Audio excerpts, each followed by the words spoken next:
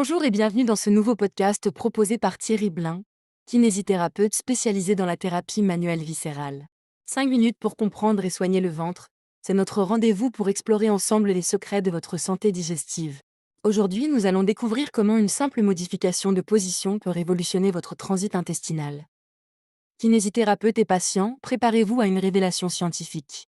Chers confrères kinésithérapeutes, combien de vos patients se plaignent de constipation, d'efforts excessifs ou de sensations d'évacuation incomplète? Ces troubles, si fréquents dans nos sociétés occidentales, pourraient avoir une cause que nous négligeons, la position de défécation. Pendant que l'Asie, l'Afrique et le Moyen-Orient conservent la position accroupie ancestrale, l'Occident a adopté les toilettes modernes. Cette transition, apparemment anodine, a des conséquences physiologiques majeures que 2 études récentes viennent de démontrer scientifiquement. Une équipe japonaise a mené une étude biomécanique fascinante sur 6 volontaires sains. Ils ont comparé 3 positions, assise normale, assise avec flexion de hanche à 60 degrés, et accroupie avec flexion à 22,5 degrés. Les résultats sont sans appel. La position accroupie modifie fondamentalement l'angle anorectal, passant de 100 degrés en position assise à 126 degrés en position accroupie. Cette différence de 26 degrés change tout. Plus remarquable encore, la pression abdominale nécessaire à la défécation diminue significativement en position accroupie. Moins d'efforts, plus d'efficacité. C'est la démonstration scientifique que nos ancêtres avaient raison. Une étude prospective américaine sur 52 participants a testé l'impact des dispositifs de modification posturale.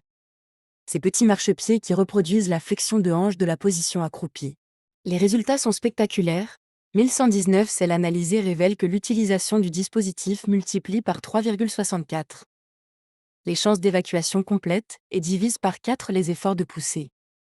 La durée de défécation diminue de 25%.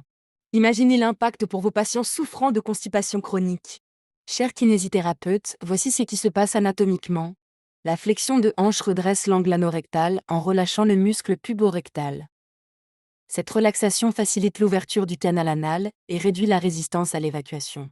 Simultanément, la position accroupie optimise la pression intra-abdominale et améliore la coordination entre les muscles abdominaux et pelviens. C'est une synergie biomécanique parfaite que nous pouvons facilement reproduire. Pour vos patients constipés, recommandez un marchepied de 15 à 20 cm sous les pieds. Genoux plus haut que les hanches. Cette simple modification peut transformer leur qualité de vie. Pour les enfants, cette position est naturelle et préventive. Pour les personnes âgées, adaptez la hauteur selon leur capacité articulaire. Intégrez cette recommandation dans vos bilans viscéraux. C'est un outil thérapeutique simple, scientifiquement validé et sans effet secondaire. Patients qui nous écoutez, cette position n'est pas une mode mais une nécessité physiologique. Vos intestins sont conçus pour fonctionner en position accroupie.